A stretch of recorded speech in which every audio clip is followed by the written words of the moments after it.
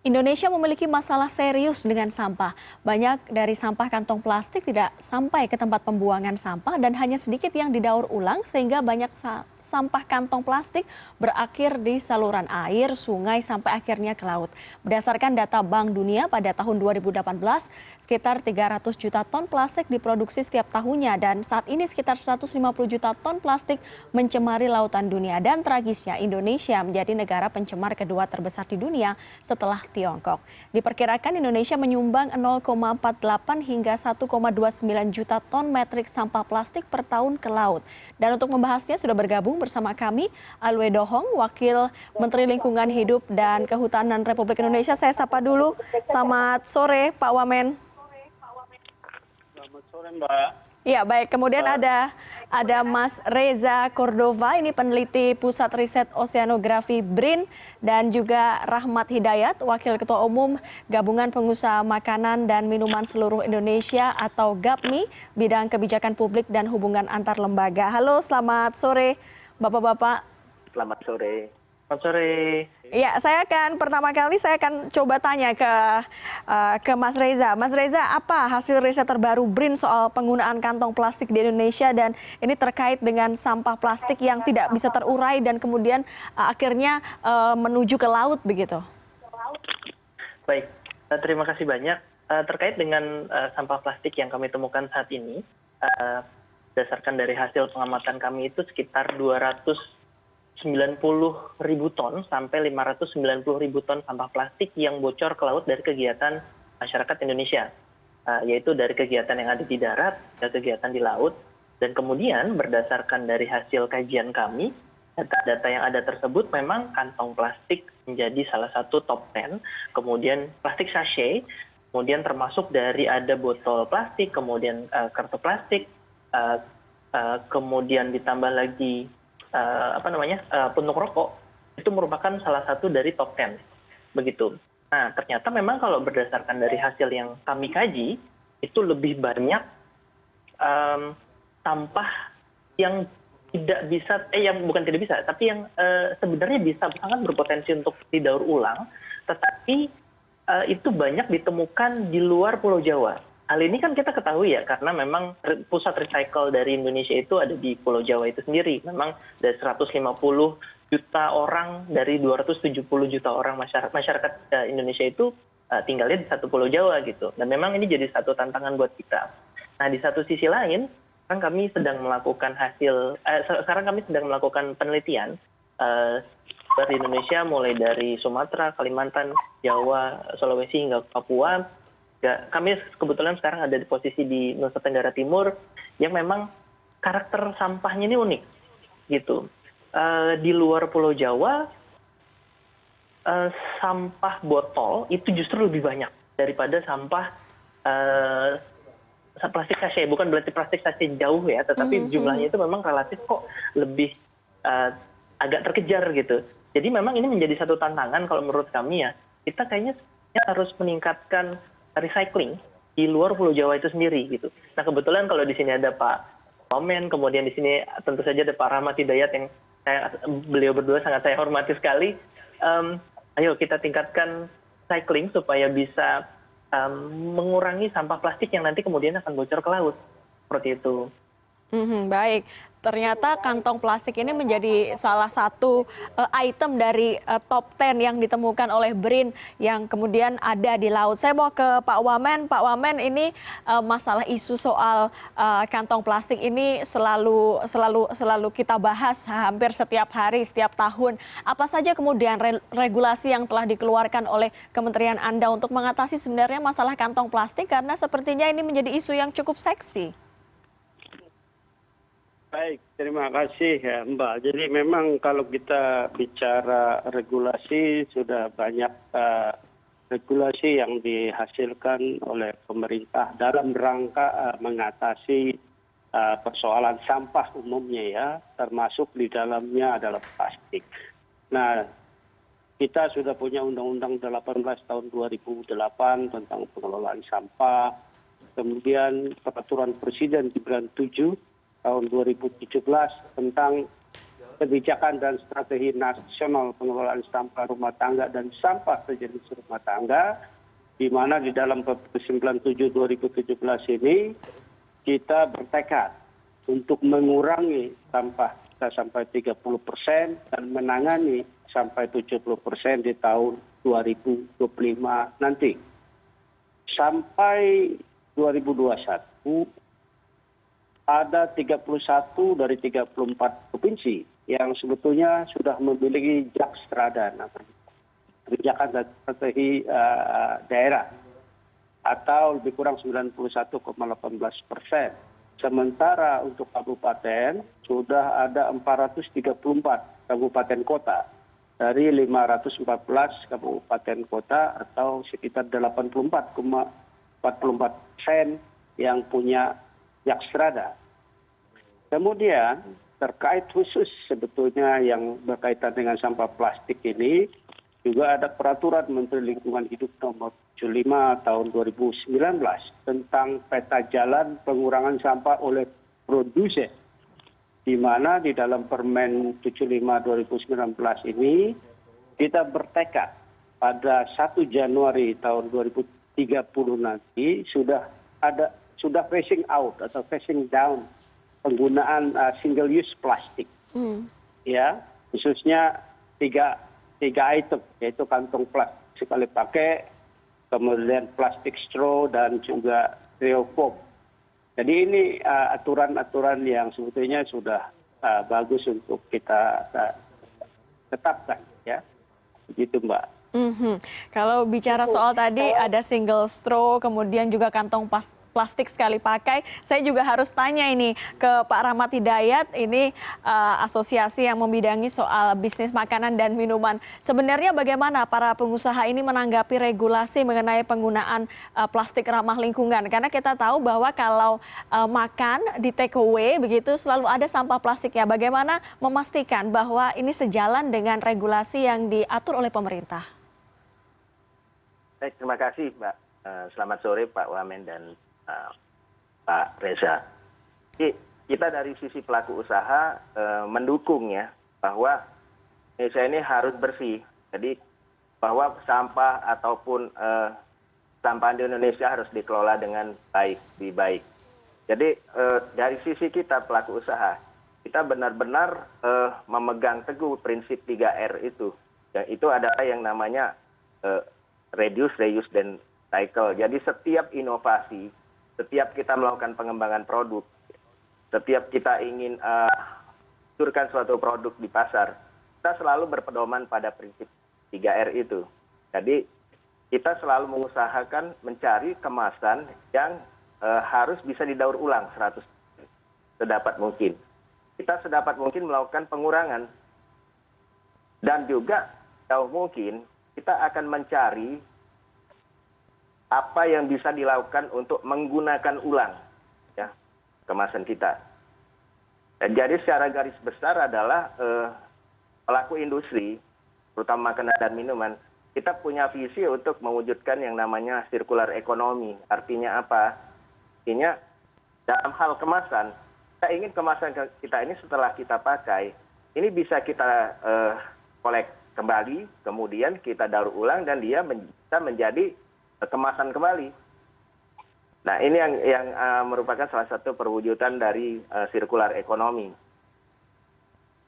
Kalau dia tidak bisa menjadi kemasan kembali, maka dia bisa menjadi produk lain menggunakan kemasan yang ulang. Jadi begitu, Mbak.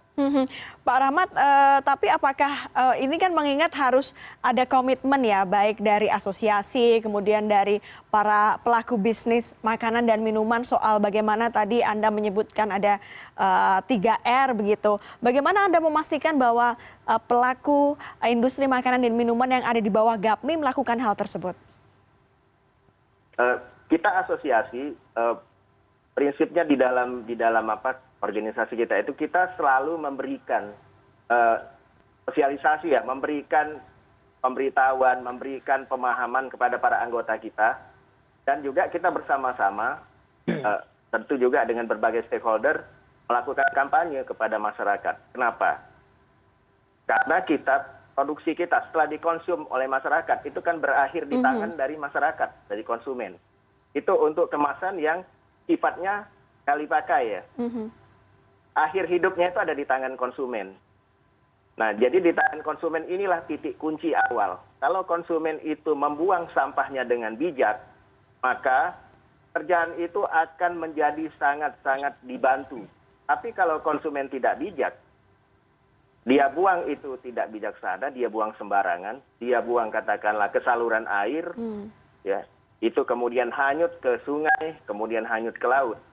Itu yang akan menjadi masalah buat kita ya. Jadi di sini penting juga bahwa memberi penyadaran kepada konsumen. Nah, dari sisi produsennya sendiri, yaitu kita pelaku usaha, kita memastikan bahwa setiap pabrik kita itu sejauh mungkin bisa menerapkan yang namanya zero waste. Jadi kita tidak mengeluarkan sampah dari pabrik kita. Nah, tapi kemudian PR kita bersama adalah apa yang terjadi pasca konsumsi. Jadi salah satu solusi, dan itu ada untuk ya sebagian kecil ya produk makanan dan minuman itu, dia menerapkan sistem guna ulang atau pakai ulang. Kalau pakai ulang, si konsumen kan mengembalikan masanya. Itu contoh ya, contoh. Tapi tidak semua kemasan bisa diberlakukan seperti itu. Sebagian besar tidak bisa. Sebagian besar siklus hidupnya pasti berakhir di tangan konsumen. Nah, disinilah pentingnya suatu manajemen persampahan yang baik. Salah satunya adalah bagaimana konsumen itu bisa membuang sampahnya dengan bijak. Tapi untuk itu juga kita perlu pikirkan infrastrukturnya. Apakah tempat sampah itu sudah memadai? Kalau tempat sampah memadai, apakah ngangkutannya itu memadai? Kalau dia ada tempat sampahnya tapi tidak pernah diangkut, dalam 2 hari saja sudah segunung. Baik, manajemen sampah ya ini yang menjadi concern juga dari para pengusaha ya. Manajemen sampah, saya mau ke Pak Wamen. Pak Wamen, bagaimana Kementerian Anda memastikan kepada pemerintah daerah soal manajemen sampah ini? Karena memang betul seperti apa yang dikatakan tadi oleh Pak Rahmat bahwa kita tidak bisa tahu nanti ini sampahnya benar-benar dipilah, dibuang atau benar-benar ditaruh aja begitu di saluran air. Baik, terima kasih. Saya bicara dulu tentang pendekatan pengelolaan sampah kita. Ada 4 pendekatan yang harusnya kita terapkan. Pertama, yaitu pengurangan sampah. Sebagaimana disampaikan tadi oleh saya sebelumnya dari mandat dari Perpres ya. Kemudian tadi disampaikan oleh Mas Rahmat Hidayat perlunya circular economy. Kalau dulu kan linear economy, sekarang kita beralih ke circular economy. Kemudian yang ketiga, pendekatan teknologi. Jadi sampah bisa kita kelola dengan pendekatan teknologi, bisa jadi RDF, RDF atau pengelolaan sampah untuk electricity dan seterusnya. Kemudian yang keempat, memang perlu adanya penyadartahuan para pihak, tidak hanya masyarakat, ya, tapi seluruh pihak tentang pentingnya penanganan sampah. Nah, yang kedua, sistem pengelolaan sampah itu harus ditangani hulu hilir, gitu ya. Hulunya siapa? Hulunya pertama ya para konsumer, masyarakat, kita semua yang selaku konsumer. Yang kedua adalah produser. Nah, produser itu di mana sebagaimana saya katakan tadi di Permen 75 2019, dia ada istilahnya extended producer responsibility. Jadi tanggung jawab produser yang diperluas. Artinya apa? Dia di dalam membuat produknya harus mempertimbangkan bahwa produk-produk yang dipakai itu adalah rendah plastik, minim plastik, recyclable, dan seterusnya. Jadi sebetulnya Pak Rahmat Hidayat tidak 3R lagi sekarang, 4R bahkan ya. Reduce, reuse, recycle, dan redesign. Jadi redesign produk juga sangat penting. Ya. Nah, itu hulunya ya. Hilirnya adalah ya tadi pertama kita harus meningkatkan banyak recycling center misalnya. Meningkatkan banyak TPS 3R atau TPST, tempat pengelolaan sampah terpadu. Kemudian produsen sebagai bagian dari extended producer responsibility-nya ya kita ingin mereka sekarang mengambil sebagian dari produknya itu, mengolah produknya itu sebagai off-taker ya. Karena ada banyak bank sampah misalnya di hilir yang dibuat oleh masyarakat. Nah harapan kita hasil sampah yang dikelola masyarakat di bank sampah ini diambil juga oleh produser yang menghasilkan itu. Jadi off-taker, sebagai off-taker mereka. Sehingga bisa bernilai ekonomi lebih bagus gitu ya. Dan tentu tadi, biarpun banyak pusat-pusat recycling center dan seterusnya, kesadaran menjadi kunci juga gitu ya. Artinya kadang-kadang kan ada tempat sampah dibuat, tapi sampahnya nggak dibuang di tempat itu gitu ya. Kemudian di daerah-daerah ini juga yang saya penting sampaikan ya, bahwa kadang-kadang kita membuat tipikal tempat TPS ya, misalnya beda-beda warnanya gitu ya. Oh ini yang recycle, ini yang non recycle dan seterusnya. Tapi nanti datang truk dijadiin satu lagi.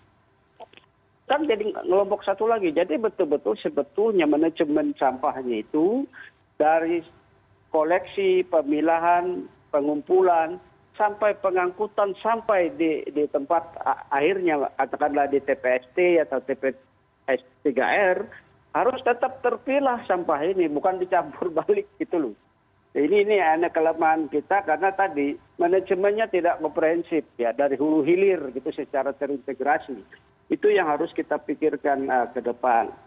Nah memang Mbak, di daerah ini khususnya terkait pembatasan plastik kita lihat ya, sampai sekarang baru 2 provinsi dari 34 provinsi yang punya regulasi tentang pembatasan sampah plastik ini, yang khususnya yang sekali pakai, yaitu Provinsi DKI Jakarta dan Bali.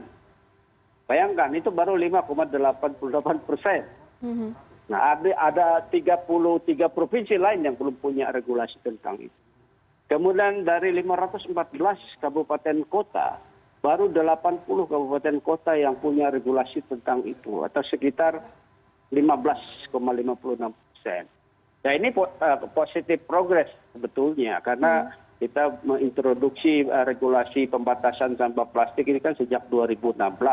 Tapi memang perlu langkah-langkah percepatan. Karena ya tadi implikasi sampah yang bocor ke terestrial maupun ke ocean, ke danau, ke sungai, ini kan implikasi negatifnya luar biasa. Ya, untuk kesehatan, untuk lingkungan, bahkan mengganggu kesejahteraan masyarakat. Yang terakhir, yang banyak kita tidak perhatikan, yaitu yang kita sebut dengan multi-layer plastik ya, plastik multi-layer. Yang kemasan-kemasan kecil itu loh, yang untuk permen, untuk saset, untuk apa, dan itu kan perlu diperhatikan oleh para produsen gitu ya.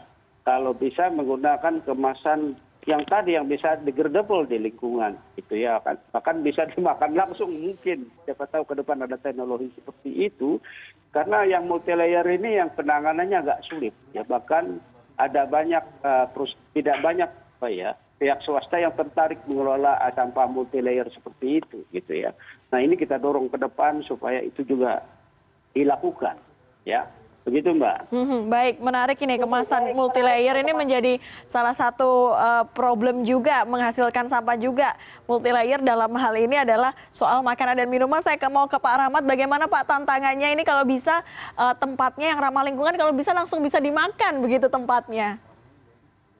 Ya, terima kasih Mbak. Jadi benar sekali yang disampaikan oleh Pak Wamen ya tadi ya, bahwa masing-masing komponen dari masyarakat kita ini punya suatu peran dan tanggung jawabnya di dalam manajemen persampahan ini.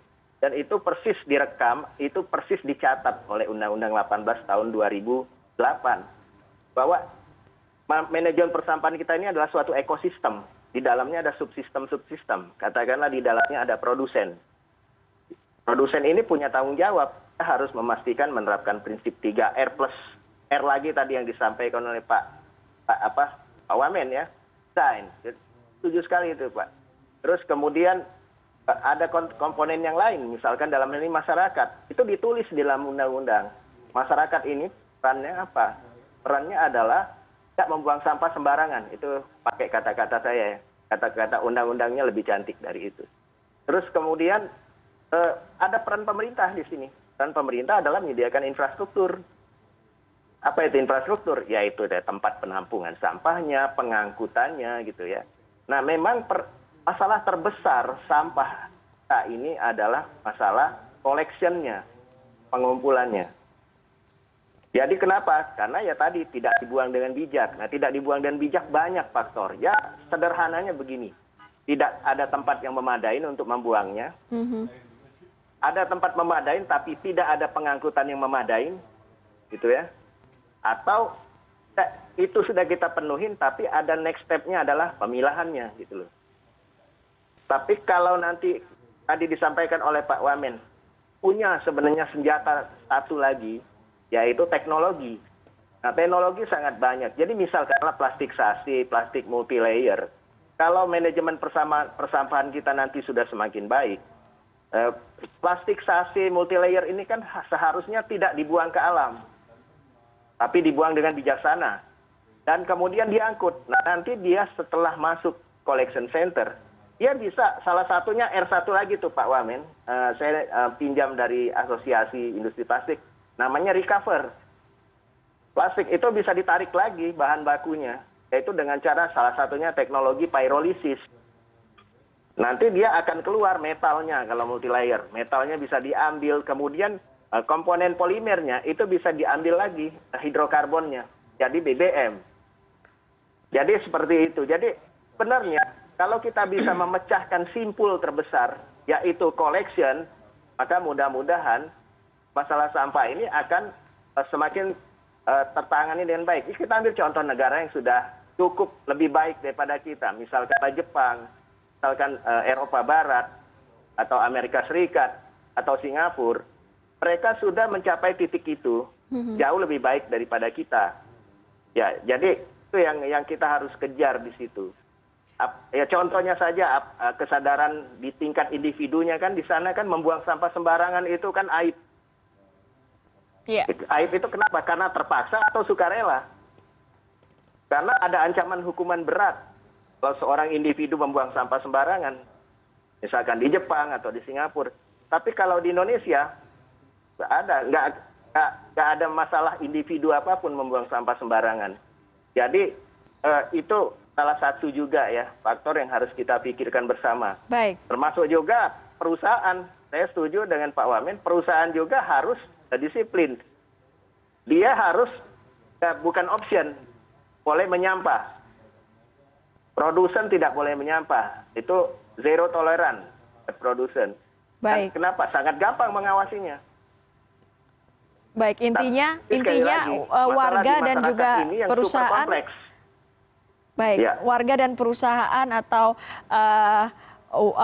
banyak organisasi harus memahami hal ini. Saya mau terakhir mau ke Mas Reza. Mas Reza, ini cukup banyak yang harus diurai masalahnya, termasuk soal mengurai sampah-sampah plastik kita agar tidak mencemari lingkungan.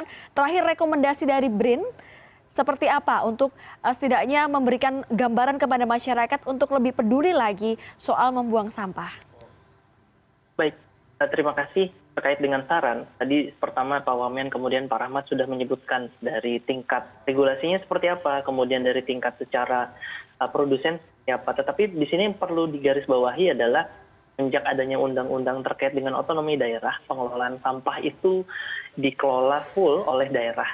Nah, di satu sisi, kalau saya pribadi, kita memiliki sebenarnya ada 4 bagian yang menyatakan itu adalah terkait dengan regulasi, kemudian yang kedua adalah terkait, dan ini semuanya dikeluarkan oleh pemerintah termasuk dari penyiapan infrastruktur dan lain-lain. Kemudian yang kedua dari sisi industri, tadi Pak Rahmat sudah menyebutkan secara detail mulai dari reduce, recycle, kemudian recover dan lain-lain. Itu kami sangat mendukung, Pak. Nah, kemudian yang ketiga adalah dari sisi akademisi, dan kemudian memang dari sisi kami, berarti dari sisi peneliti, kami bisa membantu apa? Mulai dari sisi recover-nya, efisiensinya seperti apa, tingkatnya seperti apa, ini loh data yang terjadi di lapangan seperti apa gitu. Dan kemudian termasuk adalah sebenarnya kami memiliki kewajiban terkait dengan edukasi ke masyarakat. ini loh yang terjadi. Kalau tadi Pak Rahmat sudah menyebutkan, ini ada problem. Gitu. Tetapi sebenarnya ini kompleks masalahannya. Ketika kita diskusikan terkait dengan regulasi pemerintah Republik Indonesia sudah memiliki regulasi yang sangat baik terkait dengan pengelolaan sampah. Walaupun memang perlu ditambah terkait dengan detail. Ini teknis A, B, C, D, E, F. Nah, tetapi balik lagi kayak yang tadi. Ketika ini sudah ada otonomi daerah, pengelolaan sampah ini dasarnya karena dari pemerintah, terutama dari pemerintah daerah, kita masih kekurangan. Ternyata kalau dari persentase jumlah APBD yang terkait dengan untuk pengelolaan sampah, kalau kita garis bawahi dari 514 kabupaten kota dengan 34 provinsi, ternyata baru kurang dari 10 Pemda yang memiliki anggaran pengelolaan lingkungan hidup di atas 2,5%.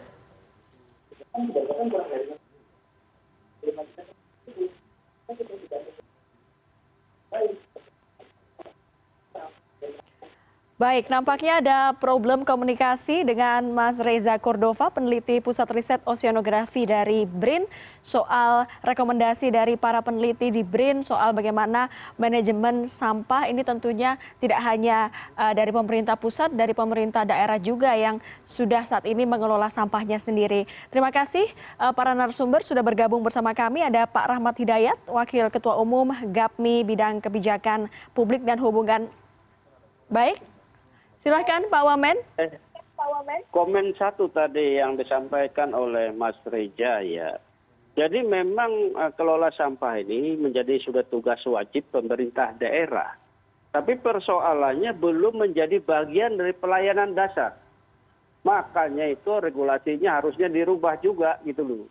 Jadi tugas wajib termasuk pelayanan dasar. Sehingga anggarannya bisa lebih serius dilakukan oleh daerah. Demikian kira-kira yang saya sampaikan. Baik, tadi ditambahkan lagi oleh Pak Wamen soal bagaimana pemerintah daerah harus menempatkan pengelolaan sampah ini menjadi hal yang serius terlihat dari anggaran yang kemudian dianggarkan setiap tahunnya. Terima kasih para narasumber, Pak Rahmat Hidayat, terima kasih Mas Reza Cordova, terima kasih Pak Wakil Menteri Lingkungan Hidup dan Kehutanan RI, Bapak Alwe Dohong sudah bergabung bersama kami pada malam hari ini. Terima kasih. Terima kasih.